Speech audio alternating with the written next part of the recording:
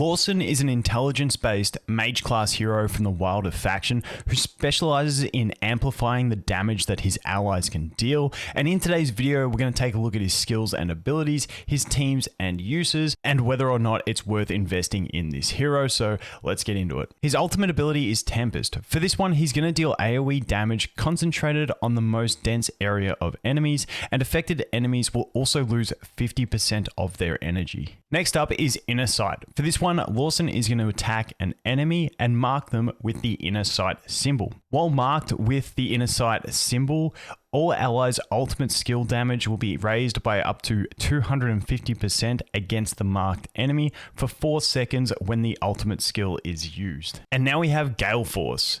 Lorsan is going to link the closest and the farthest enemy to himself together. When these enemies take damage, the other one will also take 120% of the damage that has been received, and if one of these linked enemies dies, the other will be stunned for up to 7 seconds. And then we have Wind Ward. For this one, Lorsan is going to shield 2 random allies for 7 seconds with a value based on his own attack rating. On top of that, the shielded allies will also gain an additional 90 points of dodge rating. Lorsan's signature item skill is Fate. Whenever an enemy dies who is linked by the Gale Force ability, Lorsan is going to gain a permanent haste buff up to 60 when at level 30. On top of that, at level 20, when one of those enemies does die, he will also be immune to all damage for 5 seconds. And finally, we have his furniture ability, Wind Dance. For this one, if the Wind Ward shield is broken on an ally, they will still gain the dodge benefits until the duration of the original shield would have ended. On top of that, at level 9, the first 2 times he does use the Wind Ward, it will apply to all allies. Lorsan is an incredibly strong hero that can be used in a wide variety of teams. His Gale Force ability, linking the nearest and farthest enemy and causing them to share damage, has multiple uses. It can be used to deal damage to an enemy that is out of range of your main attacker, or it can be used to double down on the damage if both of those enemies are being attacked at the same time. On top of that, he does have his Inner Sight ability, which is going to increase that ultimate damage, and he can really amplify the damage dealing capabilities of his teammates. So for this reason, we're going to look at him in a burst compositions.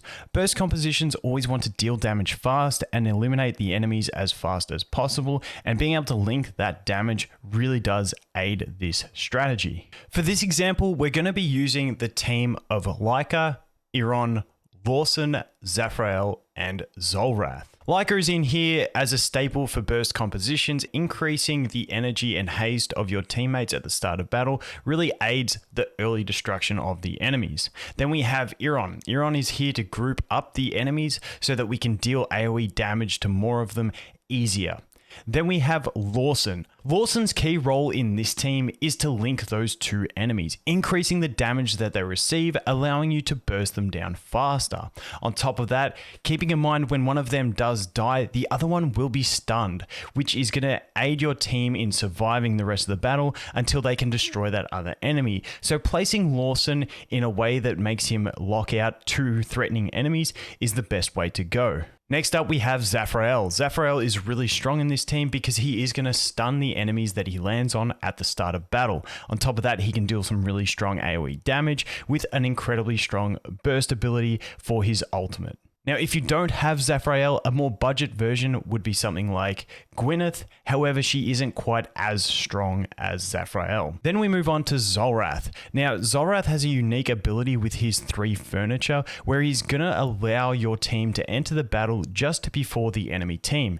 This allows Iron in the front row to be able to group those enemies up without getting interrupted by an early enemy attack. So as you can see, we group the enemies up early, overwhelm them with control and damage from Zafrael, and destroy them fairly quickly, which is the goal of the burst composition. As for artifacts on Lorsan, it's not the most important thing, but optimally, if you can, the Winged Warden is great. It gives him some haste, which allows him to get those abilities off faster, but also when he is struck, he is going to steal health regeneration and energy recovery from his enemies, which will help the rest of your team in case those enemies don't die quick enough. Now, with all that out of the way, how far do you want to invest into Lorsan?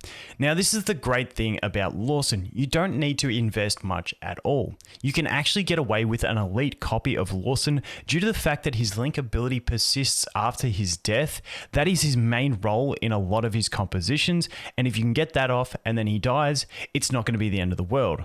When we look at it, if you do have him ascended, once again, due to that being his main purpose, you don't really need to invest into his furniture or his signature item at all. However, if you want to, you can take him to level 10 or 20 signature item if you do have some spare emblems that you're not using on anybody else. So that is going to be it for Lorsan, an incredibly versatile support hero that can really amplify your team's damage at very little investment. Thanks for watching, hope you have an awesome day, and we'll look forward to seeing the next one. Cheers.